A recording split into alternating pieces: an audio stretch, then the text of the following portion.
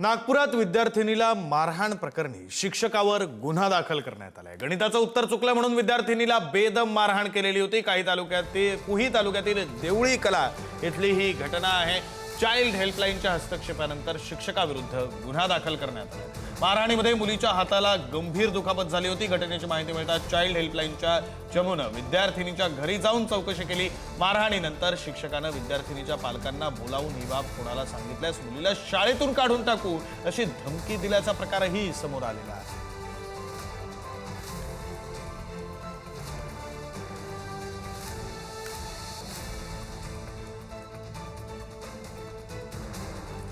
प्रतिनिधी जितेंद्र शिंगाडे आपल्याला या संदर्भातले अधिकचे तपशील देत आहेत। जितेंद्र,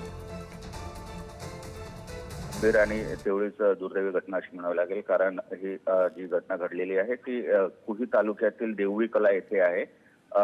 ही 5वीतल्या शाळेतील विद्यार्थिनी आहे आणि 10 मार्च रोजी देवळी कला विद्यालयातील 5वीच्या वर्गात तास सुरू असताना चुकीचं उत्तर दिलं। खास करून म्हणजे गणिताचं उत्तर चुकलं म्हणून संतापलेल्या शिक्षकाने या विद्यार्थिनीला मारहाण केली आणि या मारहाणीत तिच्या हाताला जबर दुखापत झालेली। या घटनेची चाइल्ड हेल्पलाईनला माहिती मिळतात चाइल्ड हेल्पलाईनने नंतर यावर पावलं उचलली आणि शिक्षक आहे आरोपी शिक्षक मनोहर वाडी भस्मे याच्या विरुद्ध गुन्हा दाखल करण्यात आलेला असून आता पोलीस देखील आता या प्रकरणाची पुढील चौकशी करत आहे। महत्त्वाचं म्हणजे घटनेची माहिती मिळाल्यानंतर विद्यार्थिनी जेव्हा घरी गेली आणि पालकांना सांगितलं तर पालकांनाही शिक्षकाने धमकावलं होतं की जर याची कुठे वाच्यता केली किंवा काही तक्रार केली तर मुलीला शाळेतून काढण्यात येईल। त्यामुळे या घटनेची गंभीर दखल घेत चाइल्डलाईनचे जे अधिकारी आहेत आणि जिल्हा महिला व बालविकास अधिकारी मुश्ताक पठाण यांच्या नेतृत्वामध्ये या शिक्षकाविरुद्ध आता गुन्हा दाखल करण्यात आलेला आहे।